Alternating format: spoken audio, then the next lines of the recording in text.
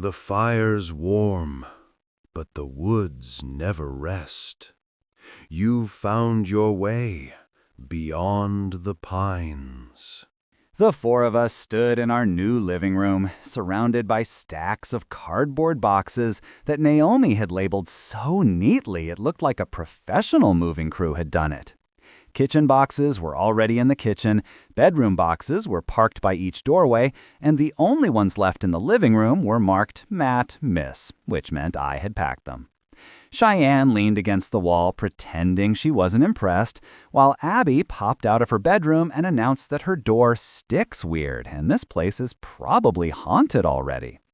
I told her doors stick because buildings get old, and also because she tries to open everything like she's breaching a stronghold in Fortnite. Carl showed up about 10 minutes into the chaos, carrying a clipboard like he'd already found 20 things to judge. Mid-30s, shaved head, spotless work boots, and the kind of posture that said he alphabetizes his coffee mugs. He introduced himself to Naomi with a stiff handshake, then glanced at the neatly stacked boxes with an approving nod, like her labeling system spoke directly to his soul. "Welcome to Building C," he said. "If you need anything, put in a ticket or just find me. I'm usually around." He said it in a way that made it sound like he patrolled the hallways at night for fun. While Naomi walked Carl through a couple small maintenance questions, I followed the girls to their rooms to help with furniture placement. Cheyenne immediately claimed the bigger bedroom, which started the usual argument until Naomi reminded Abby that the last time she got the bigger room, she turned it into a cooking lab and nearly set the carpet on fire making indoor s'mores. Abby insisted she was older now. Cheyenne shrugged and said, "Father, explain to her that seniority matters," which was her latest way of pretending she was from a Victorian play. I told them both they were older than they were 5 seconds ago, and Naomi suggested I go be useful somewhere else. I ended up in Abby's room anyway, because she called me back with a tone that wasn't dramatic this time. It was confused. She stood by the far wall with her head tilted, listening. "Dad, something's tapping." I pressed my ear to the drywall. 3 slow taps came from the other side, spaced out like someone thinking between each one. I told myself it was pipes settling or the baseboard shifting, but Abby looked up at me with wide eyes and said, "You heard that, right? Dad, that wasn't pipes." Abby stepped back as the tapping happened again, a little faster this time. She looked at me like I had the final say on whether this was a normal childhood experience or the start of a horror movie. Trying not to spook her, I knocked back 3 times, matching the rhythm. Cheyenne, who had wandered in behind us, rolled her eyes. "Father, congratulations, you've befriended whatever raccoon lives in the drywall." Abby elbowed her. Cheyenne whispered, "See, drama queen," which only made Abby even more dramatic. I told them both to relax because it was probably pipes, even though pipes don't reply. Naomi walked in mid-sibling argument, looked at the 3 of us crowding the wall, and sighed like she had already accepted this apartment would test her patience. "What are you doing?" she asked. Abby pointed at the wall. Cheyenne announced, "Father made contact with the locals," like we were in a sci-fi movie. Naomi blinked, rubbed her temples, and said, "We've been here 20 minutes. Then the tapping happened again. 3 sharp, deliberate knocks. Naomi froze. Cheyenne smirked. Abby whispered, "Mom heard it too." Naomi exhaled through her nose and said, "I'm choosing to believe that was the vent." Carl, who must have been walking past, stuck his head into the doorway like he'd been summoned by name. "Was that tapping?" he asked, eyes narrowed with the seriousness of someone diagnosing a haunted bunker. Cheyenne looked at me like she wanted to laugh but knew better with Naomi watching. I told Carl we assumed it was pipes. He didn't even pretend to consider that. "Pipes don't tap in patterns," he said, "not in this building." Naomi gave me a look that translated to, "Great, he's one of you." Carl stepped closer to the wall, listening with a level of concentration that made Abby hide behind me. Carl pressed his ear to the wall like a detective in a movie who'd been waiting his whole life for this exact moment. He didn't move or blink for a solid 10 seconds. Then he stepped back and said, very calmly, "This unit shouldn't have interior cavity space on that side." Naomi mouthed the words interior cavity space at me like she was trying to decide if she hated this already. Cheyenne leaned in and whispered, "Father, is this our life now?" which nearly made me laugh out loud. Abby tugged on my sleeve and said, "Dad, what does that mean?" I said something reassuring that made sense in my head but not out loud. Carl tapped once gently on the wall. The response came immediately. 2 taps, spaced evenly apart. Not faster, not louder, just answering. Abby clutched my arm. Cheyenne's smirk faded, just a little.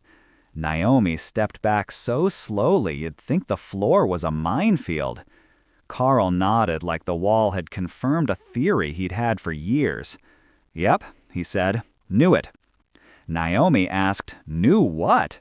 Carl didn't answer. Instead, he wrote something on his clipboard with the absolute confidence of a man diagnosing a ghost with mild seasonal allergies. Before any of us could ask more questions, the hallway light outside Abby's room flickered. Once, twice, then steadied. Normal enough in an old building, but the timing made all of us glance at the doorway. Cheyenne crossed her arms and muttered, "Okay, that was a little on the nose." And Naomi gave her a look that screamed, "Stop encouraging this." Carl took a slow step back from the wall like he didn't want to disturb whatever was inside it. "I'll need to check something in the basement," he said. "Don't touch this wall until I get back." Abby whispered, "We're definitely haunted." And for the first time, Cheyenne didn't argue. Carl hurried down the hall like a man late for a paranormal appointment, leaving the 4 of us staring at the wall he had just forbidden us to touch. Naomi folded her arms and said, "We're ignoring that rule," which, ironically, is what guaranteed we wouldn't. Cheyenne leaned against the doorframe and said, "Father, our new coworker appears to be unwell." And I told her to stop calling him my coworker like we were the Ghostbusters. Abby sat on her bed, staring at the wall as if it might start talking again. For once, Cheyenne didn't tease her. She just sat next to her and bumped her shoulder lightly. Naomi tried to redirect us back to moving in. She told the girls to unpack their clothes, and she asked me to fix the loose curtain rod in the living room. But nobody really moved right away. The apartment suddenly felt too quiet, like we were waiting for the building to cough again. When Naomi stepped out, Abby said, "Dad, what if something's actually in there?" Cheyenne answered before I could, "Then Father has made a powerful new friend." Abby threw a pillow at her. Cheyenne caught it, smirking, but the smirk was thinner now, still joking, but keeping one eye on the wall. When I finally convinced them to join Naomi in unpacking, Abby stayed in her room a few extra seconds, staring at the spot on the wall where the tapping had been. I walked halfway down the hall before I heard her whisper, "Hello?" It wasn't dramatic. It wasn't scared. It was curious, the way a kid wants to see if the magic trick works twice. I turned back just as 3 soft taps came from inside the wall, lighter this time, almost playful. Abby stepped backward fast, bumping into her dresser. "Dad!" she yelled. Cheyenne peeked in, eyes wide. And this time, neither of them made a joke. I hurried back into Abby's room, and she pointed at the wall like it had personally betrayed her. "It tapped again," she said, her voice shaky but trying hard not to slip into full-on Abby drama mode. Cheyenne stood beside her with her arms crossed, pretending she was calm, but she kept glancing at the wall like she expected it to tap a 3rd time just to prove her wrong. I put a hand on Abby's shoulder and said, "Okay, nobody panic." Cheyenne raised an eyebrow. "Father, you only say that when you are actively panicking." She wasn't wrong. Naomi stepped in, looking ready to scold all three of us for letting the unpacking process fall apart already. But when she saw Abby's expression and the way Cheyenne had inched closer to her sister, her tone softened. "Did it happen again?" she asked. Abby nodded. Naomi hesitated, then walked over to the wall and pressed her hand against it. She stood there quietly, listening. Nothing happened. No tapping, no creaking. Naomi stepped back. "See? Probably just a pipe cooling or something." Cheyenne whispered, "Or warming up for round 3, which earned her the full mom look. Carl returned without warning, standing in the hallway like he'd teleported there. He looked at Abby first, then at the wall, then at me. "It tapped again, didn't it?" he asked, like he already knew the answer. Naomi gave me a long sigh disguised as a glance. "Yes," I said, "but only once." Carl didn't look relieved. He stepped closer, studying the wall with the intensity of a surgeon and the posture of someone listening for Morse code. "This building shouldn't have any voids big enough for something to tap like that," he said quietly. "Not since the remodel." Cheyenne leaned toward me and whispered, "Father, what was here before the remodel?" Naomi whispered back, "Don't you encourage him." Carl took a slow breath and turned to Abby. Not in a creepy way, more like he was trying to figure out if she was standing in the exact spot she'd been when the tapping started. "Were you touching anything when it happened?" he asked. Abby blinked. "Like the wall?" He nodded. She shook her head. "I was just standing here." Carl wrote something else on his clipboard. Naomi whispered to me, "Why does he need a clipboard for this?" And I whispered back, "Because he's Carl," which she accepted immediately, because that was a complete answer. Cheyenne stepped closer to the wall and tapped it lightly with one knuckle. Nothing responded. She tapped again, a little louder this time. Still nothing. She looked at me. "Father, I believe our ghost is on break." Abby glared at her. "It's not a ghost," she said. "It's something." Carl didn't say a word, but he was watching the wall like it might blank. Naomi finally stepped between everyone and said, "Okay, enough wall staring for now. We need to finish unpacking or we're going to be stepping over boxes until Christmas." She turned to leave, then paused. She touched the drywall and frowned. "This part feels loose," she said. I checked it myself, pressing gently along the seam. It wasn't falling apart, but there was definitely give, like the panel wasn't anchored right. A slight bulge ran along the bottom edge, something you wouldn't notice unless you were looking directly at it. "Great," I muttered. "We've lived here an hour and the walls are already trying to escape." Cheyenne nodded solemnly. "Father, I believe it's attempting to flee the premises." Abby pointed at the bulge and said, "Dad, that wasn't there before." Carl crouched beside me and said, with zero humor, "No, it wasn't." Carl ran his fingers along the edge of the bulge like he was reading Braille on a tombstone. "This panel shouldn't be here," he murmured. "The remodel replaced all of these with solid sheets." Naomi rubbed her forehead. "Carl, what remodel? You keep saying that like we were supposed to get a pamphlet." Carl looked up at her, confused that she didn't automatically know building lore. "Oh, right, sorry. The complex gutted all the interior walls 20 years ago after the electrical inspection failed. These panels should be sealed tight. No gaps, no voids, nothing that can respond." Abby whispered, "Respond? Mom, did he say respond?" I pushed lightly on the loose section, and the panel flexed inward a hair more than it should have. Not enough to break, but enough to make my stomach drop. "Okay," I said, backing up a step. "We should probably file that maintenance ticket." Cheyenne nodded like she was officiating a ceremony. "Father, I believe this is the first time in recorded history that you've suggested responsible adult behavior." Abby elbowed her. Cheyenne answered, "Hey, I'm coping." Naomi let out a slow breath. "We're not opening that wall. Absolutely not. We just moved in. Let's let the professionals handle it." Carl stood up and said, "Well, technically, Matt is a professional now." Naomi closed her eyes like she was reconsidering every life choice that led her here. The wall popped, a tiny, sharp sound, like a nail slipping. All of us jumped, including Carl, which made Abby gasp, Cheyenne swear under her breath, and Naomi clutch the nearest box like she might throw it at the drywall.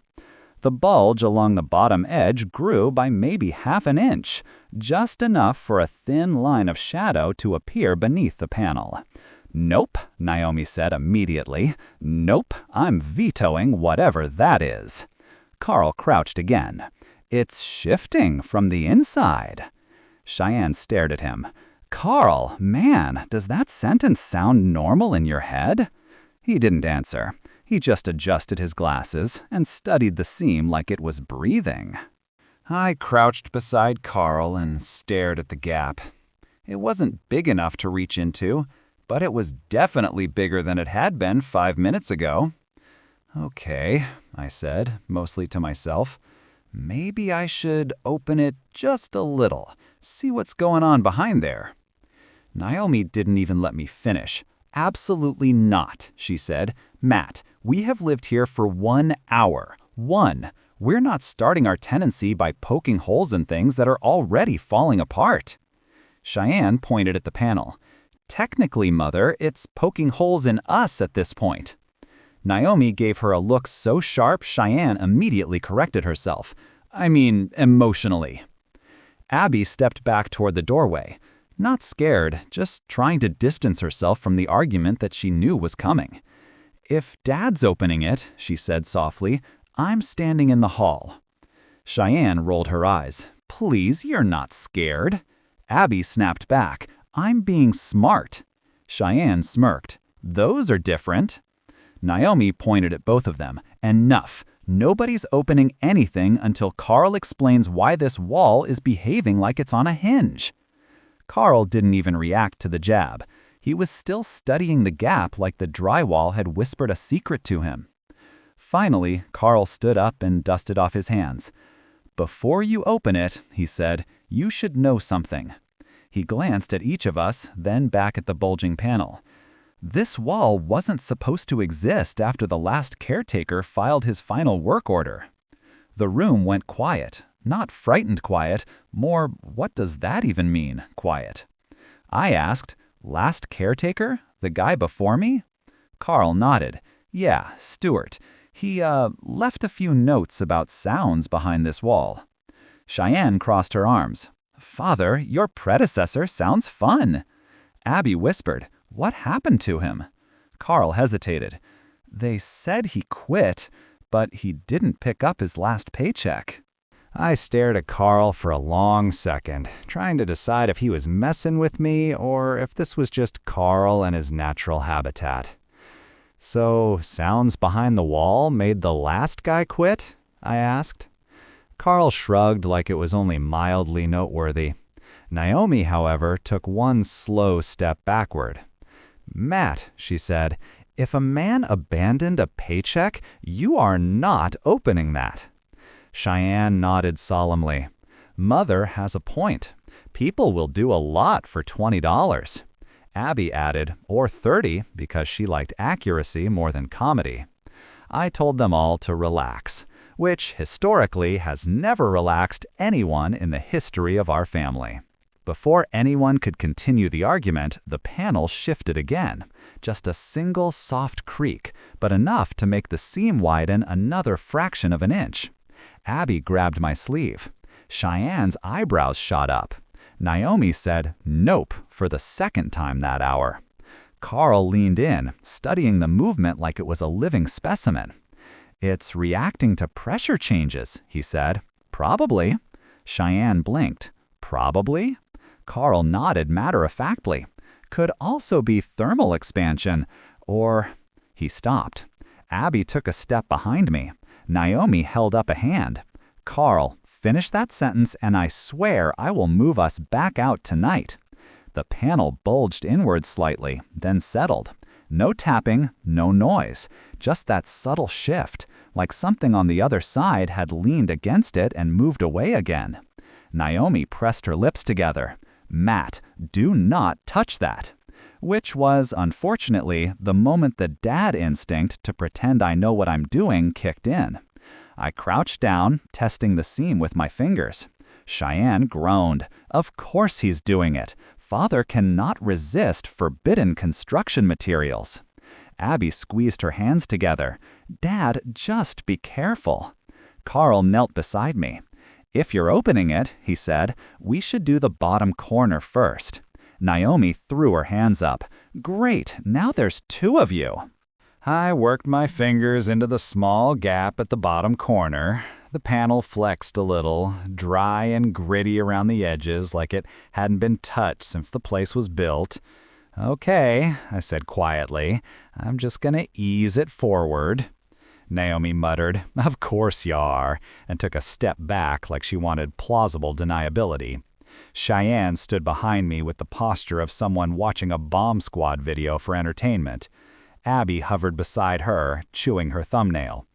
Carl crouched so close to the wall I worried he'd fall into it. I pulled gently, and the panel gave a soft crack as one of the old nails loosened. A thin puff of dust spilled out, floating in a slow drift across the floor. Nothing dramatic, no mice, no bugs, just stale air from a space that shouldn't have existed. Naomi let out a tiny breath she'd been holding. "Thank God," she said. Cheyenne tilted her head. "Disappointing. I expected at least one cursed artifact." Abby elbowed her. "Please stop wishing for cursed things." Carl reached past me with surprising confidence and pulled a little more.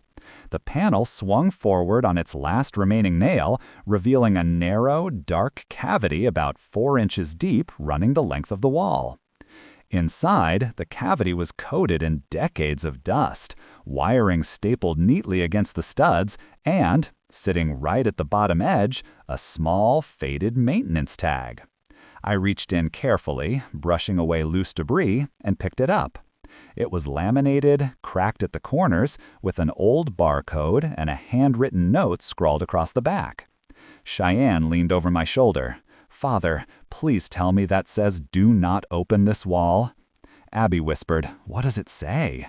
Naomi moved closer despite herself, peering down at the tag. Carl adjusted his glasses. He already looked like he knew exactly what it was. I turned the maintenance tag over. The handwriting was messy, rushed, like someone wrote it leaning against a wall in bad lighting. 3 words were scrawled across the back in blue ink. "Check for tapping."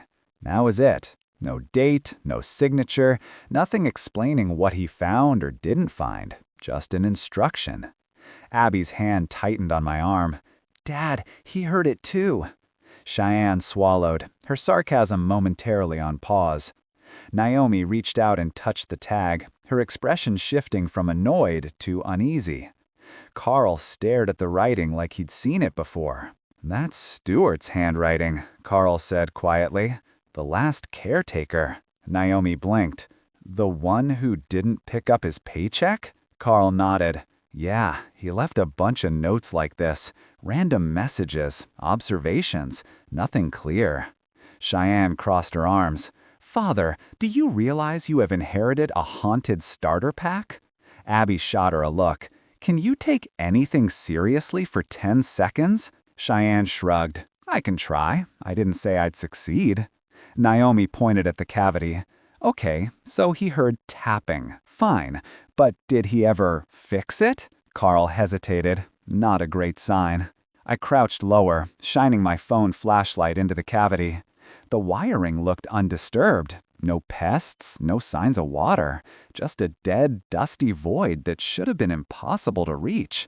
And then something caught the light. Something small, metallic, resting in the far left corner. Wrapped in old blue electrical tape. "Hold on," I said, reaching in. "There's something else in here." Abby leaned forward. Cheyenne leaned forward. Naomi stayed exactly where she was, arms crossed, fully prepared to forbid whatever I was about to do. Carl exhaled slowly, like he'd been expecting this. "If that's what I think it is," he said, "we should all sit down first." I reached into the cavity and closed my fingers around the taped object. It was cold, heavier than it looked, and stuck to the bottom by a layer of dust that felt like it had been there since the 80s. I pulled it free and sat back on my heels. The girls leaned over me like I was opening a loot crate. Naomi didn't move an inch from her standing position. That was her version of self-preservation. Carl crouched beside me with a level of interest I usually only saw when he talked about cleaning supplies. The tape was brittle and faded, wrapped neatly around whatever was underneath. "Please don't be a finger," Cheyenne whispered. Abby quietly gasped, horrified. Naomi said, "Cheyenne, seriously?" I peeled the tape back carefully. Underneath was a small brass key. Simple, worn, the kind of thing you'd find for an old storage room or maintenance closet. The metal had darkened with age, and a number was etched into the head, C17. I held it up between my fingers. "Okay," I said, "this is something." Cheyenne tilted her head. "Father, you have unlocked the next level." Abby looked from the key to the wall. "Why was it taped inside there?" Naomi pinched the bridge of her nose. "Why is anything in this building where it shouldn't be?" Carl didn't laugh or smile. His whole posture changed, tense, focused, like the room had taken a turn only he understood. "That's one of his," Carl said quietly, nodding at the key. "Stewart's. He used blue tape for anything he didn't want mixed in with normal maintenance tools."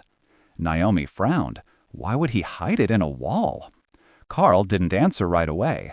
He looked at the key, then at the cavity, then at the small handwritten tag still sitting on the floor. "Because," he said, "whatever this goes to, he didn't want anyone finding it by accident." Abby stepped closer to me, her voice barely above a whisper. "Dad, what does that key open?" Cheyenne folded her arms. "Probably something we shouldn't open." Carl nodded once. He wrote about that, too. Carl stood up and motioned for us to follow him into the hallway. "He kept notes," he said. "Not official work orders, just his own observations.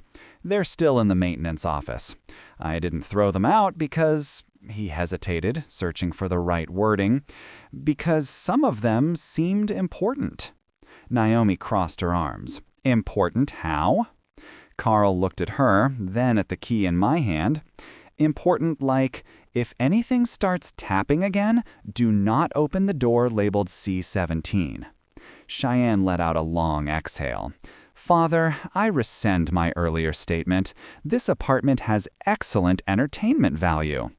Naomi closed her eyes and held up both hands, as if she was physically blocking the conversation from entering her brain.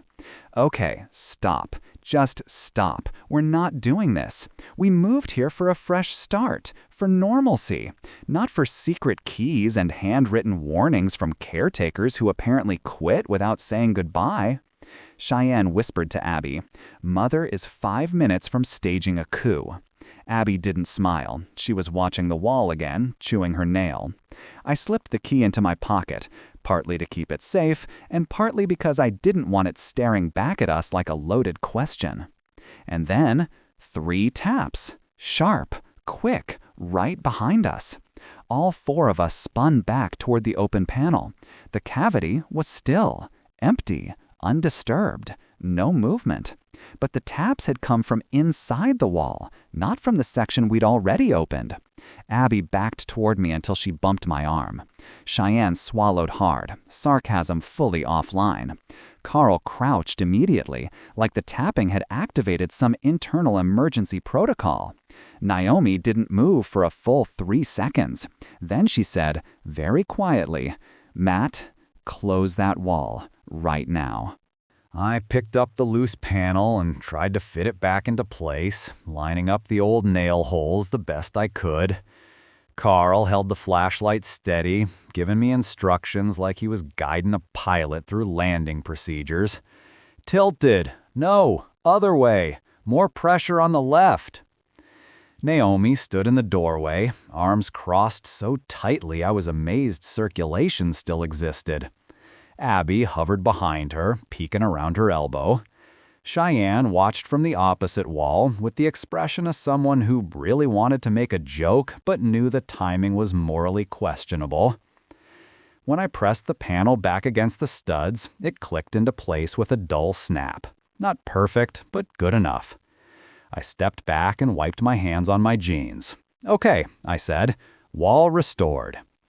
Naomi exhaled like we'd just disarmed a bomb. Abby nodded approvingly. Cheyenne tilted her head. "Father, I appreciate your commitment to amateur home repair, but I feel the wall may seek revenge." Naomi shot her a look that said, "Please, for once, hush." Cheyenne raised both hands in surrender. Just as we started to move away, the panel we'd just put back flexed inward. Only a millimeter, but enough to make a quiet, deliberate thump. Abby grabbed Naomi's arm. Cheyenne's eyes widened. Even Carl startled, which did not help. Then came 2 taps, slow and patient, like someone on the other side was checking our work. Naomi turned to me with the calm, tight-lipped expression she used when the girls broke something expensive. "Family meeting," she said. "Living room, now. And Carl, you're invited because apparently you come with the building." We gathered in the living room like it was an emergency summit. Naomi paced in front of the coffee table, trying to organize her thoughts the same way she organized moving boxes. Cheyenne sat cross-legged on the floor with the posture of someone attending a comedy show. Abby clung to a throw pillow like it provided legal protection. Carl stood awkwardly near the wall, unsure if he was allowed to sit on our furniture. "Okay," Naomi said finally. "New rule. Nobody opens any more panels. Nobody touches any more keys. Nobody listens to any more walls." Cheyenne raised her hand. "Mother, may we breathe, or is that also prohibited?" Naomi didn't answer. She just covered her face with both hands. Carl cleared his throat, looking like he wanted to help but wasn't sure how to do it without making everything worse. "I can give you some context," he said. Naomi dropped her hands. "Please don't." He continued anyway. "During the remodel 20 years ago, they found anomalies in several units, small sealed cavities behind walls that weren't on the original blueprints." Cheyenne whispered, "Father, our apartment has DLC." Abby shushed her. Carl went on. "Most of the anomalies were empty, but a few had items inside, tools, notes, sometimes old keys." Naomi held up a hand. "You're saying Stewart hid things in walls?" Carl hesitated. "Or someone wanted them hidden." Before anyone could unpack that, the hallway light flickered again, once, twice, then went dark for 2 full seconds. Abby gasped. Cheyenne leaned closer to me, pretending it was to whisper something, but she didn't whisper anything. The light snapped back on, humming slightly. Carl glanced toward the bedrooms. "That started happening again 2 weeks ago," he said. "Only at night." Naomi blanked. "Again?" Carl nodded. "Yeah, it stopped after Stewart left, but it's been coming back." Abby hugged her pillow tighter. Cheyenne nudged my shoulder. "Father, we have made an excellent housing choice." Naomi clapped her hands together like a teacher ending recess. "All right, enough. We're unpacking, we're settling in, we're eating dinner like normal people, and then we're all going to bed early because this day has been a lot." She pointed at Cheyenne and Abby. "Clothes, put away." She pointed at me. "Kitchen, organize, but don't touch anything with wiring." Cheyenne saluted her. "Yes, Mother General." Abby giggled despite herself. Naomi glared half-heartedly, but even she couldn't hide a tiny smile. Carl stood there like he wasn't sure if he was dismissed or promoted. As the girls disappeared into their rooms and Naomi started sorting silverware with the intensity of a surgeon, Carl lingered beside me. He lowered his voice. "If you hear anything else tonight, tapping, scraping, humming, footsteps, don't investigate alone." I stared at him. "Why would you say footsteps like that?" Carl shrugged. "Because that's how Stuart described it. Footsteps in the hall, especially between midnight and 3. I gave him a long look. "Carl, is this building haunted?" Carl blinked. "I'm not qualified to diagnose that." Then he added, "But yes." Naomi called his name sharply and he jumped like he'd been caught stealing. By the time we ate dinner and finished unpacking the essentials, the sky outside had gone a deep October blue. The girls claimed they weren't tired, classic, but both were yawning by 9:30. Naomi tucked them in, kissed their foreheads, and gently told Abby she was not allowed to sleep with the hallway light on just because a wall said hi. Cheyenne called from her room, "Father, if the wall taps good night, please notify me immediately," which earned her a pillow thrown by Abby. The apartment finally quieted, lights dimmed, boxes pushed aside, and for the first time since we moved in, we could hear just the building breathing. Naomi and I finally crawled into bed a little after 10. She lay on her side facing me, hair still damp from a quick shower, eyes half closed in that tired but still listening way she had. "We're gonna pretend today didn't happen," she said. "Tomorrow we unpack, meet the neighbors, and live like normal people." I nodded. "Agreed. Fully normal. 0 walls, 0 keys, 0 Carl at our bedside." She cracked a small smile, the kind she only made when she wanted to stay annoyed but couldn't. Luckily for you, I'm too tired to respond to that. The apartment settled into that late-night quiet where every sound feels bigger. The fridge hummed, pipes ticked, a car door outside thunked shut. Naomi's breathing slowed. I just started to drift when I heard something down the hallway, a single, light creak, not tapping this time, more like someone shifting their weight on old floorboards. I opened one eye. Naomi didn't move. I held my breath, listening. Another creak. Then nothing.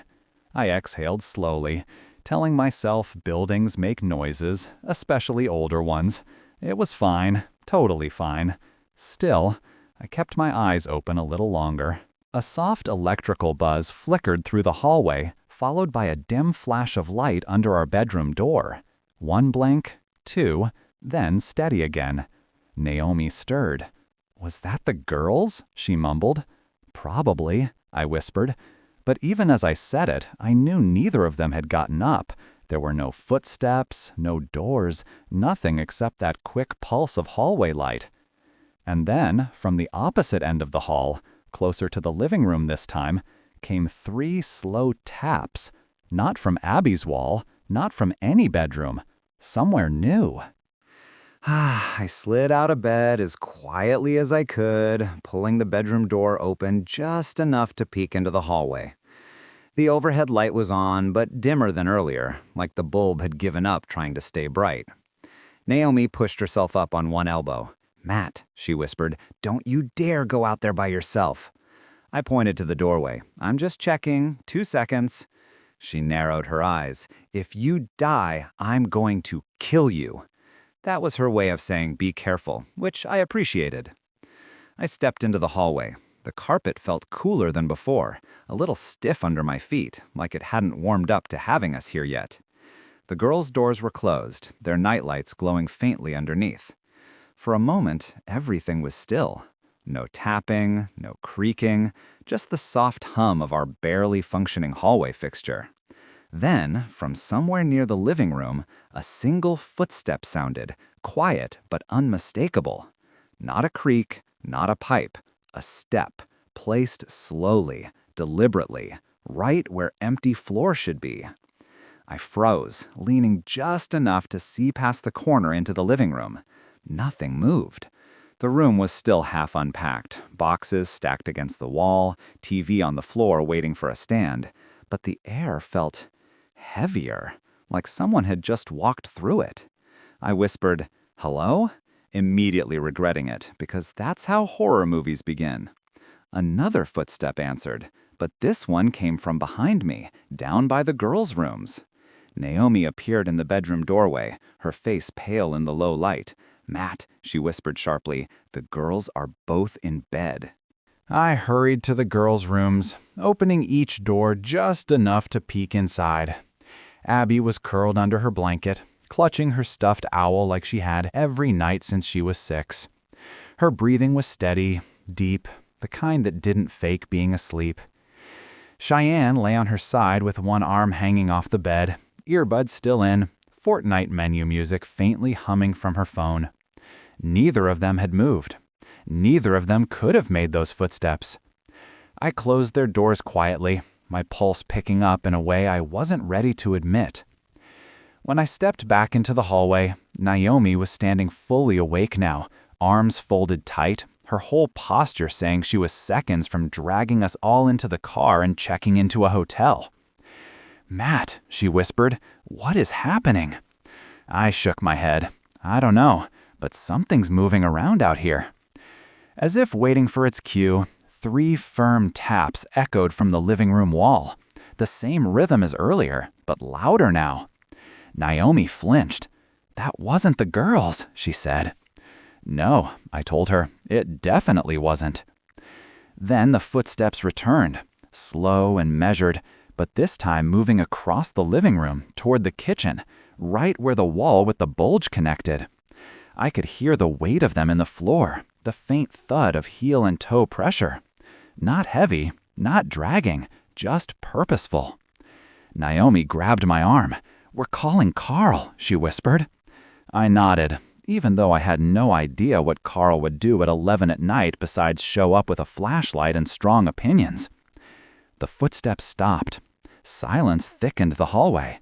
And then, one sharp tap, as if someone knocked directly on the drywall with their knuckle. I pulled out my phone and dialed Carl. He answered on the first ring like he'd been staring at his screen waiting for something to happen. "Did it start?" he asked. No greeting, no pleasantries, just that. Naomi mouthed, "Did it start?" at me with wide eyes. "We're hearing footsteps," I whispered, "and tapping, louder than earlier." Carl exhaled sharply. "Okay, don't move. I'm coming over." I frowned. "Carl, it's 11 at night." He didn't miss a beat. "Yeah, that's when most of the activity was reported." Naomi rolled her eyes so hard I worried she'd sprain something.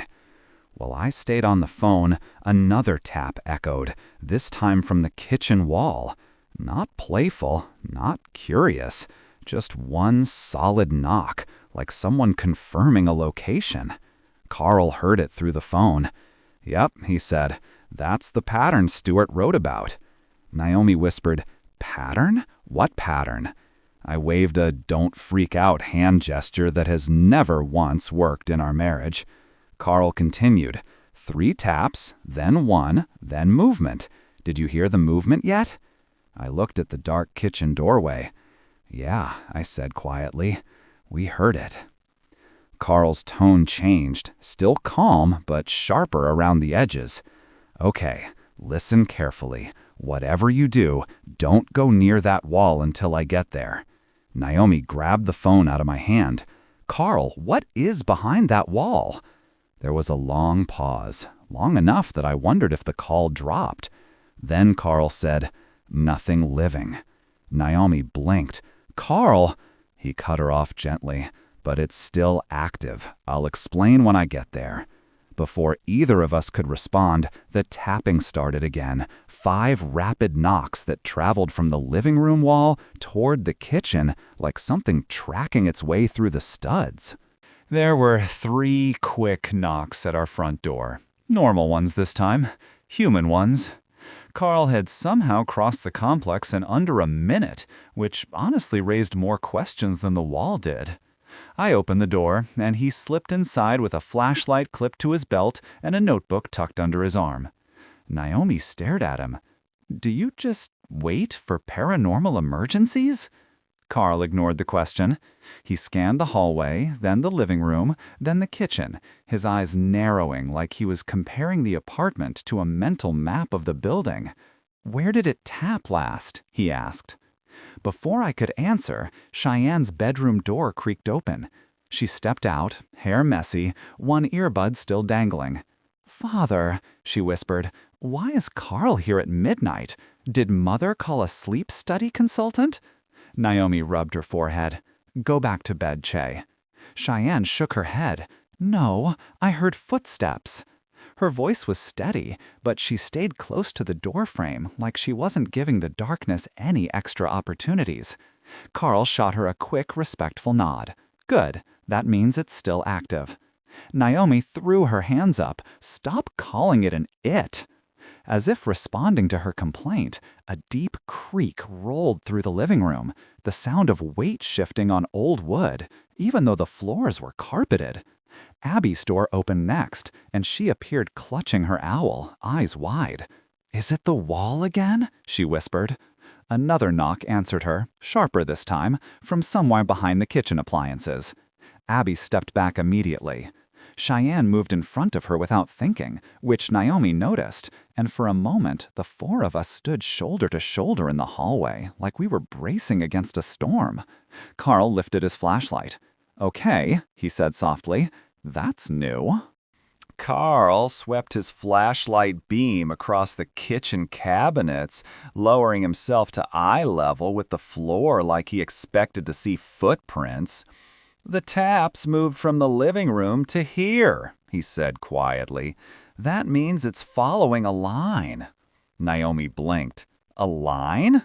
Carl nodded. "Studs, pipes, old wiring paths, whatever's using the structure to communicate." Cheyenne whispered, "Carl, you cannot keep dropping phrases like this is a college lecture." Abby clutched her owl tighter. "Dad, can it hear us?" I didn't know how to answer that, so I didn't. Carl tapped lightly on the wall near the fridge. It wasn't loud, just a gentle knock to test the surface. The response was immediate, one sharp tap from the opposite end of the same wall, like something acknowledging him. Abby squeaked and hid behind me. Naomi grabbed my arm hard enough to leave marks. Cheyenne took a step forward instead, peering toward the sound with her head tilted. "Okay," she said calmly. "That one felt personal." Carl's flashlight beam hovered over a faint line in the drywall, another spot where the panel wasn't sitting flush. "Is that another loose section?" I asked. Carl crouched and ran his fingers along the seam. "Not loose," he murmured. "Shifted." Naomi took a careful step backward. "Shifted by what, Carl?" He didn't answer immediately. He pressed his ear to the wall. Cheyenne rolled her eyes. Of course he did. Then Carl's eyes widened. He held up a finger for silence. We all froze. A second later, 3 taps hit the wall in a steady rhythm, except this time they were exactly at ear height, right where Carl was listening. He pulled back fast. "Yup," he whispered, "it knows where we are." The tapping started moving. 3 knocks, sliding along the wall in a slow path, like someone dragging their knuckles just inside the drywall. It traveled from the fridge to the corner near the pantry, then stopped. Abby whimpered. Cheyenne's bravado flickered. Naomi grabbed the hem of my shirt, her voice tight. "Carl, I swear if you say the words, 'It's getting closer,' I'm throwing you out the window." Carl held up both hands. "I wasn't going to say that." He paused. Out loud. Carl straightened, studying the walls with the concentration of a man trying to decode a message nobody else could hear. "It's using the infrastructure to move," he said. "Air gaps, old framing, possibly ventilation channels." Cheyenne blanked. "Carl, buddy, none of that made me feel better." Abby tugged my sleeve. "Dad, why does it keep capping near us?" Naomi answered before I could. "Because this building hates me personally." She pointed at Carl. "And you are fixing every inch of this tomorrow." Before Carl could respond, something knocked from inside one of the lower kitchen cabinets. A clear, hollow thunk, like a fist hitting thin wood from the wrong side. All four of us jumped. Abby yelped. Cheyenne swore under her breath. Naomi grabbed my arm so hard I lost circulation. Carl crouched immediately, opening the cabinet door with zero hesitation. It swung open on a squeaky hinge. The cabinet was empty, shadows stretching across the back panel. But after a second, the back panel flexed outward, just slightly, as if something behind it had leaned forward to listen. Carl reached into the cabinet and pressed a flat hand against the back panel. It wobbled under his touch. Not loose exactly, more like something behind it was pushing gently outward. He glanced up at me. "Matt," he said, "this is the same type of false panel they used in the original construction. If something was hidden behind the drywall in Abby's room..." He tapped the panel lightly. Another knock answered from behind it. Cheyenne pointed at him. "Carl, I'm begging you, stop tapping things that tap back."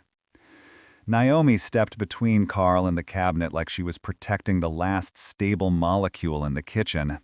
"Nobody is opening anything else tonight," she said firmly. "We already opened one wall. One. That's our limit for the next 30 years. Abby stood behind her, hugging her owl so tightly the poor thing looked like it needed CPR. "Mom," she whispered, "what if it's stuck?" Naomi blinked at her. "Abby, sweetie, nothing is stuck inside our cabinetry." Cheyenne leaned toward me and muttered, "Mother has entered full denial mode. Mark your calendars." Carl ignored both of them and looked straight at me.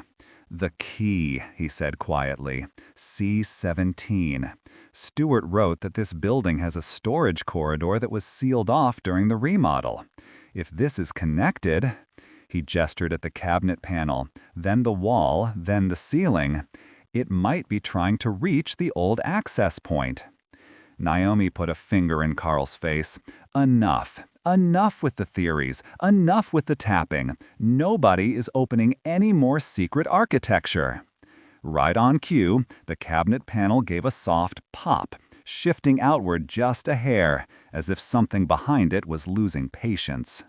The panel gave another soft pop, just enough to push the cabinet door an inch wider. Abby jumped back. Cheyenne stepped forward like she wanted a better angle on the chaos. Naomi planted one hand on her hip, the other pointed directly at me. "Matt, no, absolutely not." I held my hands up. "I'm not opening anything." Carl quietly handed me a flathead screwdriver like a surgeon passing an instrument. Naomi's eyes widened. "Matthew?" Cheyenne whispered, "Father, I believe you've been conscripted." Abby shook her head rapidly. "Dad, don't." I crouched anyway, because apparently my dad brain had decided this was my responsibility now. The back panel wasn't nailed in. It looked like it had been set into the cabinet decades ago and forgotten. I slipped the screwdriver into the seam. Naomi groaned into her hands. Cheyenne hovered behind me, practically vibrating with anticipation. Abby stayed 5 feet back, clutching her owl, but didn't look away. Carl knelt beside me, flashlight steady. "Slowly," he said. "You don't want to crack it." Naomi muttered, "He shouldn't want to open it at all." The panel lifted with almost no resistance, dust drifting out in a thin gray ribbon. I eased it forward, expecting old pipes or insulation or nothing. Instead, behind the panel was a narrow vertical space between the studs, barely wide enough for an arm. At the bottom, sitting on the subfloor, was a small metal box, square, rusted around the edges. A tiny padlock hung from the latch, the metal corroded but intact. Cheyenne leaned over my shoulder. "Oh, Father, you have discovered treasure." Abby whispered, "Please don't call it treasure." Carl stared at the box and breathed one word: Stewart. Naomi backed up until she hit the counter, both hands raised like she was warding off the world's smallest demon. "Nope. Absolutely not. We are not touching that box. Cheyenne, of course, leaned closer. Mother, what if it contains the secrets of the universe? Naomi glared at her. Then the universe should have labeled it better. Abby tugged my shirt. Dad, what if the key goes to that? Carl shook his head. No, C-17 is a room designation. That box is something else. Something he didn't want found unless things got active again. Against every sensible instinct I possessed, I reached into the narrow gap and carefully lifted the box out. It was heavier than it looked, metal, cold even in the warm apartment air. Abby gasped softly. Cheyenne whispered, "Loot acquired," like we were in a co-op dungeon. Naomi looked 1 second away from confiscating the entire kitchen. Carl pointed at the rusted padlock. Stuart didn't log anything about a locked container. He must have added this after his last recorded note.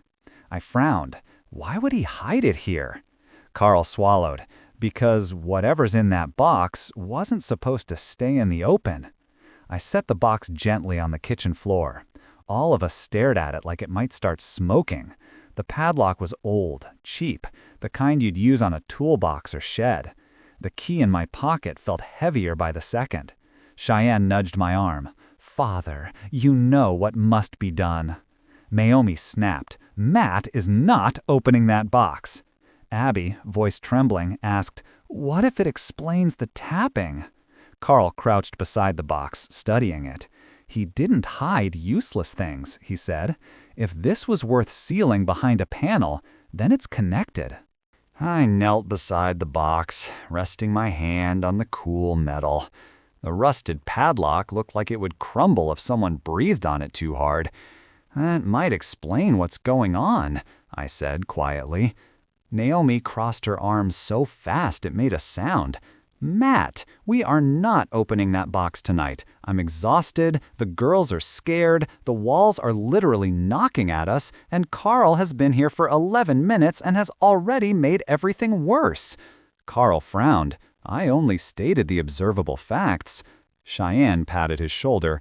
Carl, for mother's sanity, please stop observing things. Before anyone could argue more, a sudden thunk hit the wall right behind the cabinet cavity, louder than before, enough to make the dishes in the cupboard rattle. Abby yelped and scrambled behind Naomi. Cheyenne's sarcasm evaporated into actual fear for the first time that night. Carl pointed at the box. It reacted to the movement, he said. Whatever's in there, it's significant. Naomi threw up her hands. Great! Fantastic! Then we should absolutely not touch it. I glanced toward the living room as another small vibration traveled up through the floor, subtle but unmistakable. And then the box shivered. Not dramatically, it didn't slide or jump, just a tiny, quick tremor, as if something inside had shifted its weight. Everyone froze. Abby's breath hitched loud enough to hear. Cheyenne whispered, Nope, nope, I'm out, I'm done. Naomi grabbed my arm. Matt, do not open that. Carl, kneeling beside the box, leaned in with wide, fascinated eyes. It shouldn't be able to do that, he murmured. It's sealed metal. I reached into my pocket and felt the cold brass of the C-17 key pressing against my fingers. And for the first time that night, even I didn't want to know what was inside. The kitchen felt too small all at once. Naomi took a step back, pulling Abby with her. We need to put that thing back in the wall and seal it forever, she said, or throw it out, or burn it, or move. Cheyenne pointed at the box. Mother, with respect, burning mystery containers is how horror movies start. Naomi gave her a look. Cheyenne, this is how horror movies start. Carl lifted a hand. We shouldn't destroy it. If Stuart locked it away, he had a reason. We should move it somewhere safe until we understand what we're dealing with. Naomi stared at him like he'd just suggested keeping a pet rattlesnake. I picked up the box carefully, half expecting it to shake again. It didn't, but it felt heavier now, like the metal had absorbed the tension in the room. Okay, I said. We move it somewhere. Naomi shook her head. Matt, no. Abby whimpered, Can we put it outside? Cheyenne pointed dramatically at the front door. Excellent idea. Throw it into the night like cursed mail. Carl cleared his throat. Outside isn't safe. If Stuart hid it indoors, he wanted it contained. No external interference. Naomi blinked. Carl, you're saying sentences that should come with a psychological evaluation. I took 2 slow steps toward the hallway, box in hand. The moment I crossed the threshold out of the kitchen, bang! A hard thump hit the wall beside me, so forceful it vibrated the picture frame Naomi had just hung. Abby screamed. Cheyenne grabbed her and pulled her back. Naomi yelled my name, reaching for my arm. Carl jumped forward, eyes wide. It's tracking the box, he said. Wherever the box goes, the activity follows. I froze mid-step, heart hammering. The box shivered again in my hands. Just once, a tiny shift like something inside had adjusted itself. I took one involuntary step backward toward the kitchen, and the wall behind me groaned. An unmistakable pressure shift, like wood straining against weight. Naomi grabbed my wrist and pulled me closer to her. Matt, stop moving. Stay right here. Cheyenne, standing behind her, whispered, Mother, with respect, stopping movement has not worked for us so far tonight. Abby shook her head rapidly, eyes fixed on the box. Dad, it doesn't like when you move it. Carl crouched near the baseboards, scanning for the source. It's responding to displacement. The box changes position, the structure reacts. Naomi pointed sharply at Carl. Okay, genius, then tell us where this cursed lunchbox is supposed to go. Carl didn't flinch. The maintenance office would be safest. It has reinforced walls and the lowest structural echo. Stuart stored all anomalous items there before he stopped. Cheyenne raised an eyebrow. Before he, what, Carl? Went on a spiritual retreat? Ascended? Joined a drywall cult? Abby elbowed her, but even she cracked a tiny nervous smile. Naomi exhaled. We're not taking the box across the complex at midnight. Absolutely not. The wall beside the hallway door flexed inward with a loud, sharp snap, like a stud shifting under pressure. Everyone froze. Then the tapping started again, this time moving rapidly across the drywall, from the kitchen, down the hall, toward the living room, fast, intentional, like something racing along the inside structure. Cheyenne backed up until she hit the counter. Abby grabbed Naomi's waist. Carl stood slowly, eyes tracking the sound. It's mapping the apartment, he said softly. The box trembled again in my hands, then stopped abruptly, like whatever was inside was waiting. I held the box against my chest, trying to steady my breathing. Every instinct I had was screaming that standing still wasn't helping, and moving wasn't either. Okay, I said carefully, we're going to put this somewhere safe, somewhere it can't react. Naomi shook her head hard. Matt, safe would be outside, preferably in another zip code. Cheyenne scoffed. Mother, we can't just launch it over the balcony like cursed basketball. Abby tugged my sleeve. Dad, Carl said the office. Maybe that's where it belongs. Carl nodded, too eagerly. Naomi pointed at Carl like she was placing him under arrest. I don't trust anything that comes out of your mouth right now. Carl blinked. I'm only repeating Stuart's procedures. Cheyenne leaned toward me. Father, for context, this is the same man who alphabetized the broom closet. Abby added, and labeled the mops. Carl nodded, unbothered. Organization prevents panic. Naomi gestured wildly at the walls. Carl, the walls are panicking. A sudden solid thump hit the drywall behind us. All of us snapped our heads toward the sound at once. The tapping began again, this time not in one location but several. A scattered pattern traveled across the apartment walls like someone moving quickly through a maze inside the studs. Left side, right side, back toward the Burles rooms, then directly behind me, right where I held the box. The vibrations rolled through my arms. Not painful, just aware. Carl stepped closer, lowering his voice. Matt, it's reacting to your hesitation. If you're moving it, you need to choose a direction and go. Now. Naomi grabbed my arm. Matt, please, don't do anything stupid. Cheyenne muttered, too late, but even she sounded scared. I made a decision. Maybe not a good one, but the only one that didn't involve us standing in the middle of the kitchen until morning. We're taking it to the maintenance office, I said. Naomi's jaw dropped. Matt, Cheyenne whispered, Father has entered his reckless era. Abby squeezed my arm, trembling. Carl nodded like he'd been waiting all night for me to say that. Good. If it's related to C-17 or Stewart's notes, that's the safest place for it. Naomi threw her hands up. Nothing in this situation contains the word safe except maybe bed, and even that's debatable now. I shifted the box into my left hand and motioned for everyone to move with me. Naomi herded the girls into the hallway like she was evacuating them from a wildfire. Carl followed behind, flashlight pointed at the walls. The tapping accelerated the moment we started walking. 3 rapid knocks behind us, then 2 more along the adjacent wall, like something was tracking us from inside the studs. Abby whimpered. Cheyenne's sarcasm evaporated completely. Naomi said nothing, her entire focus on keeping both kids close.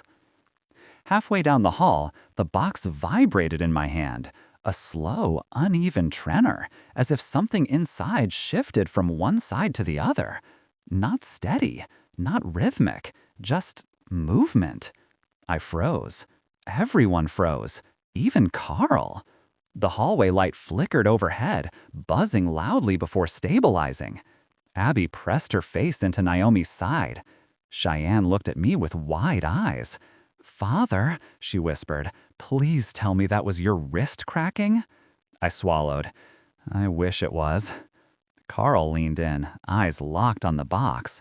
It's responding to displacement again, he murmured. Whatever is inside doesn't want to be moved. We reached the front door, all of us clustered together like we were trying to fit into 1 square foot of flooring. Naomi held Abby close with one arm and kept the other on Cheyenne's shoulder. Carl hovered behind me, flashlight aimed at the ceiling like he expected it to fall. I adjusted the box in my grip and reached for the doorknob. Before my hand touched it, 3 sharp taps hammered through the wall directly beside the door, loud enough that I felt the vibrations in my ribs. Abby yelped. Cheyenne muttered something that would have gotten her grounded on a normal night. Naomi whispered, Matt, please don't open that door. I wrapped my fingers around the doorknob anyway. The metal was cold, too cold for an indoor handle. A faint vibration traveled up my hand from the box, like it was warning me, or bracing. Carl leaned close and murmured, The moment you open that door, the pressure in the apartment will change. If the activity is tied to internal airflow pathways... Naomi cut him off without looking at him. Carl, I swear to God. I turned the knob slowly, swallowing the lump in my throat. The tapping stopped, completely, like something was waiting. As I pulled the door open, a rush of cooler air swept into the apartment, and a box jerked in my hand. Not violently, just a sudden shift inside, like something sliding against the metal interior. Everyone jumped. Abby grabbed Naomi's waist with both arms. Cheyenne stepped back. Even Carl startled, bumping into the wall. Then, from somewhere deep inside the box, came a soft metallic scrape, like a small object dragging itself across the bottom. Naomi's voice trembled. Matt, what if it doesn't want to leave the apartment? I didn't have an answer. I just stepped across the threshold, heart pounding, as the tapping resumed behind us. One slow knock, following us into the hall. The hallway felt colder than our apartment, the kind of cold that made the air feel heavier. Our footsteps sounded too loud on the old carpet as we moved together. Me in front with the box, Naomi right behind me with a hand on each girl, and Carl bringing up the rear with his flashlight trained on every vent and door frame, like he expected one to answer back. The overhead lights hummed faintly. One flickered. Abby clung to Naomi, shaking. Cheyenne walked stiffly, chin up, trying to pretend she wasn't just as rattled. Naomi whispered, "Matt, hurry." Carl pointed to the far end of a hallway. Maintenance offices down there, left side. The door marked authorized personnel. Stewart kept his logs in the bottom drawer of the desk. Cheyenne murmured, "Why does this sound like we're about to find his skeleton?" Abby elbowed her. Naomi hissed, "Cheyenne, stop." I took another step forward, and the box shivered again. A quick, sharp vibration, like something inside knocked against the lid.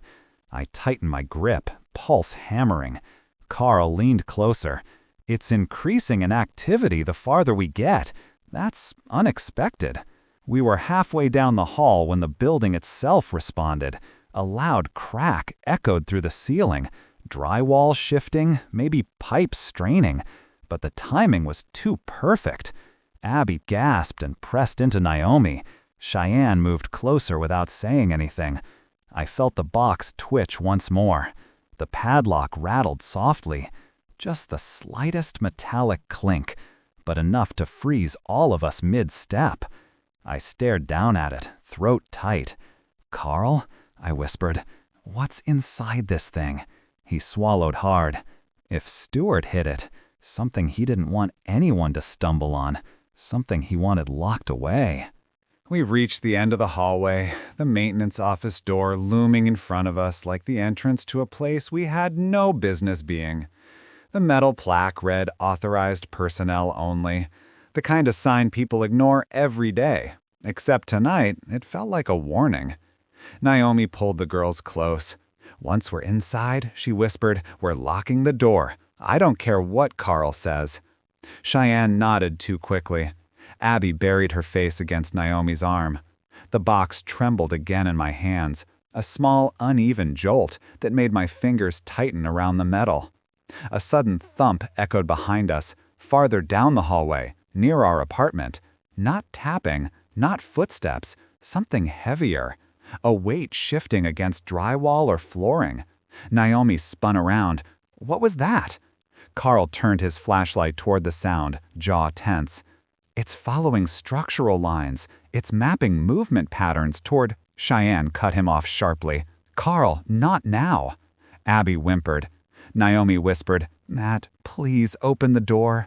I reached for the knob, but it didn't turn. Locked, of course. I pulled the brass key from my pocket.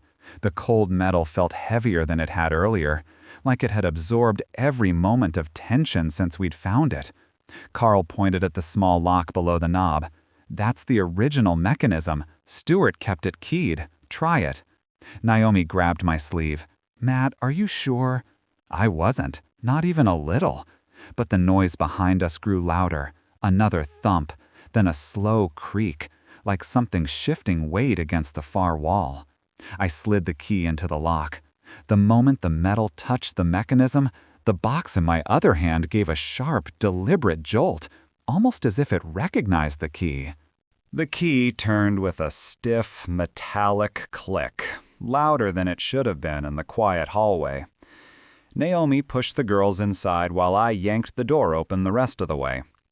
Carl slipped in behind us and shut it fast, throwing the deadbolt with a heavy, echoing latch that made Abby jump.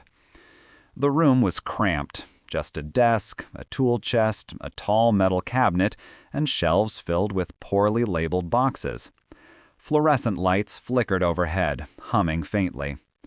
Naomi pressed her back to the door, breathing hard. "Okay," she said, "we're safe. For now." The box in my hand gave another small tremor, like a heartbeat under metal. Cheyenne stepped away from it immediately. "Father, please stop holding that like it's a pet." Abby clung to Naomi, staring at the box as if it might sprout legs. Carl set his flashlight on the desk, angling it upward to fill the room with brighter light. "This is where Stuart kept all his records," he said, pulling open the bottom drawer. Inside were several notebooks, cheap composition books, each with duct tape along the spine. Every cover was labeled in the same handwriting we'd seen on the maintenance tag. Carl pulled out the top notebook and flipped it open. Pages were filled from edge to edge, dates, room numbers, notes about small issues, flickering lights, complaints about airflow, drafts, faint knocking, all normal on the surface. Then he turned to a page halfway through. His face tightened. "Here," he said, tapping a line of text. I leaned over to read it. The entry was short. "Heard tapping again. Source unidentified. Tracked along interior framing. Box remains active." Naomi closed her eyes. "Box," she repeated. "Please tell me that does not mean this box?" Carl didn't say anything. He didn't need to. Carl flipped to another page, eyes darting across the handwriting. "Here, this one is from a week before Stuart left." He cleared his throat and read aloud. "Activity increasing. Movement follows the box. Woke to tapping inside the office. Reinforced cabinet back panel. Must secure key." I felt the hair rise on my arms. Naomi rubbed her forehead, muttering, "Why does every note sound like the start of a police report?" Cheyenne leaned in, squinting.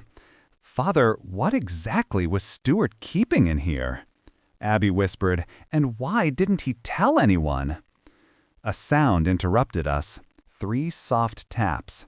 Not from the hallway this time, from inside the maintenance office. All of us froze. Naomi's eyes flew open. Abby buried her face against her mother again. Cheyenne edged behind me like I was suddenly her designated bodyguard. Carl slowly raised his flashlight toward the tall metal cabinet in the corner. The taps came again, slightly louder, like someone, or something, knocked from behind the steel. "It's following the box," Carl whispered, "even in here." Right on cue, the box twitched hard enough in my hands that I nearly dropped it. The padlock clinked sharply against the latch. Naomi flinched. Abby whimpered. Cheyenne backed up until she hit the desk. Carl stepped closer, fascinated and horrified in equal measure. "It's resonating with something in the room," he murmured. A moment later, a dull scrape sounded from behind the cabinet, metal dragging against metal. Naomi's voice was barely a breath. "Matt, what was that?" I stared at the cabinet, heart hammering. Something was definitely behind it. Carl moved first, stepping toward the tall metal cabinet like he was approaching a caged animal. "Help me slide this," he whispered. Naomi immediately said no, but I was already setting the box gently on the desk. Cheyenne made a noise somewhere between a groan and a prayer. Abby clung to Naomi so tightly she might have fused with her. Carl and I grabbed the sides of the cabinet and pulled. The metal legs scraped harshly against the tile, a long grating sound that made everyone wince, except Carl, who muttered, "Good. If something's behind this, it'll respond." We slid the cabinet 6 inches, then a foot. Dust and old caulking crumbled out from behind it. And then we saw it. A rectangular indentation in the wall, just wide enough for a small access panel. The outline was faint, covered in paint the same color as the rest of the room, but the edges were unmistakable. Naomi stared at it, horrified. "Why does this building have so many hidden doors?" Cheyenne raised a hand. "Mother, it's a feature." Naomi glared at her. "It's a lawsuit." Carl crouched and brushed dust away from the bottom edge. "This is where he stored the box," he said. "Stuart wrote that he kept it behind reinforced steel. This must be it." As if reacting to Carl's words, the access panel gave a small inward flex, barely a breath, but enough to make the metal frame creak. Abby made a tiny choking sound. Cheyenne muttered, Okay, can we not open every cursed flap in this building? Naomi stepped backward until she hit the opposite wall. Matt, do not touch that, she said. We don't need to know what's behind it. Carl didn't take his eyes off the panel. But Stuart did, he whispered. The panel flexed again, this time outward, like something pressed gently from the other side. I stared at the small access panel, hands hovering in the space between curiosity and survival instinct. If Stuart put the box in here, I said quietly, maybe there's something else we need to see. Naomi pointed at me like she was trying to remotely shut off my nervous system. Matt, honey, no. We have reached our paranormal quota for the decade. Cheyenne added, Father, Mother speaks truth. Abby clutched Naomi's sleeve. Dad, please don't open that. And for a moment, I actually listened. I lowered my hand. The panel flexed outward again, just a small, impatient push. Carl leaned closer, eyes wide. It's reacting to indecision, he whispered. Stuart wrote about that. Activity increased when he hesitated. Naomi threw her hands up. Great, so this building is powered by bad choices. Cheyenne snorted despite herself. Abby didn't laugh. Her eyes were locked on the panel as if she expected a face to appear through it. I took one step back from the wall. The panel flexed inward, twice, like someone tapping from the other side. Behind me, the metal box on the desk rattled sharply, the padlock clinking against the lid. Everyone jumped. Cheyenne grabbed the desk. Abby gasped and pressed into Naomi. Carl spun toward the sound. They're connected, he breathed. The box and the panel, they're responding to each other. I stared between the two objects, throat tight. Carl, I whispered, if they're connected, what does that mean? Before he could answer, the panel shifted again, just a fraction, but enough to reveal a thin line of darkness along its right edge. Something behind it had moved.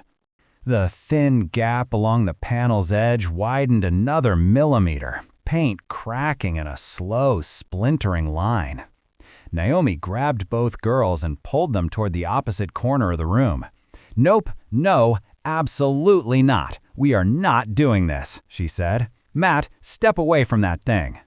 Cheyenne clung to Naomi's arm but kept peeking around her shoulder. Father, if a hand comes out of there, I'm suing this building. Abby shook her head violently.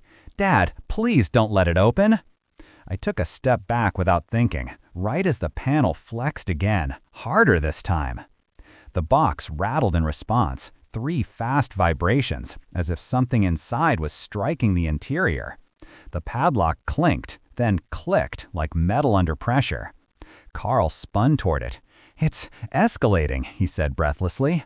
The panel's reacting to the box, and the box to the panel. Stuart wrote that when internal resonance peaked, Naomi cut him off sharply. If you say he opened something, I'm going to scream. Carl hesitated. Well, he opened something. Cheyenne whispered, Mother, prepare your scream. Abby pressed her hands over her ears. Another sharp thump hit the panel, this one unmistakably directional, like something pushed from behind with intent. The entire room seemed to hold its breath. Naomi's voice cracked. Matt, it's going to open on its own. Carl stepped forward, eyes locked on the panel. He said it wouldn't stop until he opened it, he said quietly. We might not have a choice. I stared at him. Carl, that is the opposite of reassuring. The panel flexed again, paint dust falling in a thin sprinkle to the floor. Whatever was behind it was no longer subtle. Carl reached into the compartment and carefully lifted the note free. His face tightened as he read it again, like he hoped the words would rearrange themselves into something less ominous. Naomi swallowed. 17, she whispered. That's the number on the key. Cheyenne pointed at the note. So Stuart left us a spoiler alert. Abby shook her head. No, he left a warning. Carl nodded slowly. C-17 was a storage corridor. It was sealed during the remodel. Concrete poured behind the old door. No one's been inside since. Naomi blinked. So why does the key still work? Before anyone could answer, a heavy thump hit the maintenance office wall, right beside the newly opened compartment. A deep, resonant sound, like someone striking from the other side with their palm. Abby yelped and covered her ears. Cheyenne stepped closer to Naomi, trying not to look scared, and failing. Carl angled the flashlight toward the panel, eyes wide. The activity increased as soon as it was opened, he murmured. It's responding to the reveal. Naomi shook her head. Responding is the wrong word, Carl. Houses don't respond. People do. And then the box on the desk jolted so violently it slid an inch across the wood, the padlock snapping up and slamming back down. Everyone jumped. Abby burst into tears. Cheyenne muttered, "Nope, nope, I'm out," voice cracking. Naomi grabbed both girls and pulled them close. Carl stared at the box like it had just defied physics. "It's synchronizing," he whispered. "Panel open, box reacting. This is the highest activity level Stewart recorded." Another thump hit the wall, closer this time. Dust shook loose from the ceiling tiles. And suddenly, the maintenance office felt far too small. Carl flipped deeper into Stewart's notebook, skimming through shaky handwriting and half-finished sentences. "He wrote about C-17 several times," Carl said, voice tightening. "He called it the corridor with residual activity. Said the remodel crews sealed it after they reported unusual noise transfer. He thought something was moving through the framing, following the old walls." Naomi stared at him. "Carl, are you telling me Stewart thought the building was haunted?" Carl didn't blink. "He thought the building was compromised." Cheyenne pointed at the box. "Father, that's worse." I looked at the jostled metal box on the desk, then at Stewart's warning taped inside the wall. "You're saying he put whatever this is in here to isolate it?" Carl nodded. "Yes, away from the corridor, away from C-17. Abby sniffed and wiped her cheeks. "Then why would he leave the key?" Naomi wrapped an arm around her. "Maybe he didn't mean to." Cheyenne frowned. "Or maybe he meant someone to find it." Carl winced. "Or maybe," he said quietly, "he ran out of time." A fresh shiver ran across the ceiling, drywall flexing, a low groan threading through the room. The thump came harder this time, deep enough that the metal cabinet rattled, and one of the notebooks slid halfway across the desk. Abby screamed and buried her face against Naomi. Cheyenne grabbed her sister's hand, eyes wide, sarcasm completely gone. I stepped in front of them without thinking. The box rattled again, this time a rapid, stuttering tremor that made the old padlock dance against the latch. Carl stepped backward, face pale.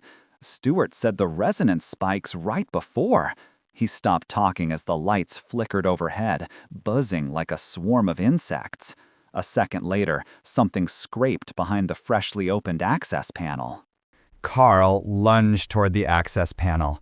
"We have to close it," he said. "Stewart wrote that leaving it open increased the movement." Naomi pulled the girls farther back. "Then close it! Why are you narrating? Just close it!"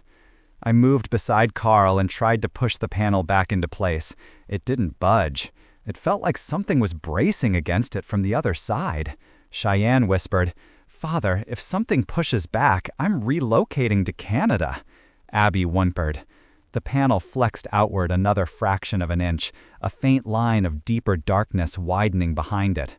Behind us, the metal box rattled harder than before, sharp, uneven shakes, like something inside rolled violently from one side to the other.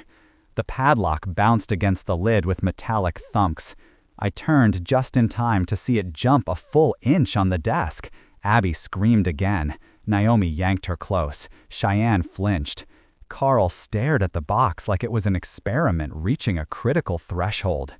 "The resonance is synchronized," he whispered, horror slipping into his tone. "Panel open, box agitated. It's responding to exposure." Naomi snapped. "Carl, translate that into words that won't give my children nightmares." I braced myself and shoved the panel harder. Something on the other side shoved back, just once, with enough force to knock my hand away. Cheyenne gasped. Abby started crying again. Naomi looked like she might drag all of us out of the building barefoot if she had to. The box rattled again, then stopped. Completely. The silence hit the room like a drop in air pressure. Carl's eyes widened.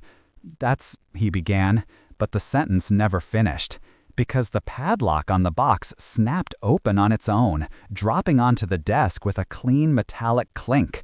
And inside the panel's gap, something shifted. Paper sliding. A folded document pushed partway through the seam, like whoever or whatever placed it there wanted us to read it. I reached for the folded document sticking through the panel seam. It slid out easily, like it had been placed there, not shoved, not forced, just offered. The paper was old, creased, edges yellowed. My hands shook as I unfolded it. Behind me, Naomi whispered, "Matt, what is that?" Cheyenne hovered behind her, eyes locked on the paper. Abby didn't look. She kept her face buried in Naomi's shirt.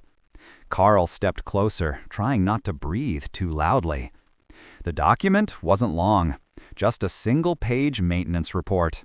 At the top was Stewart's handwriting. Incident: Access breach C-17. Before I could read more, a metallic click came from the desk. Slow, deliberate. I spun around just in time to see the lid of the box lift a 1/4 inch. Not fast, not jolting, just rising as though something inside had pushed upward. Naomi gasped and pulled the girls behind her. "Matt!" she shouted.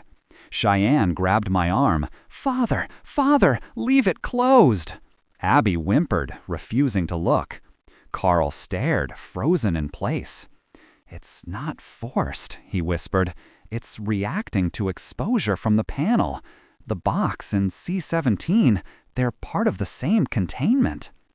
The box lid trembled, then opened another fraction, enough for a sliver of the interior to show.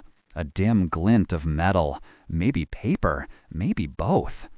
The room felt heavier, the fluorescent lights buzzing a little louder, like the electricity strained under sudden load. I tightened my grip on the document. My eyes caught the next line in Stewart's report. "If the box activates again, do not." Before I could finish reading, the office lights snapped to half brightness. The hallway outside creaked, and the box lid lifted the final inch with a soft metallic sigh, revealing what Stewart had tried to hide.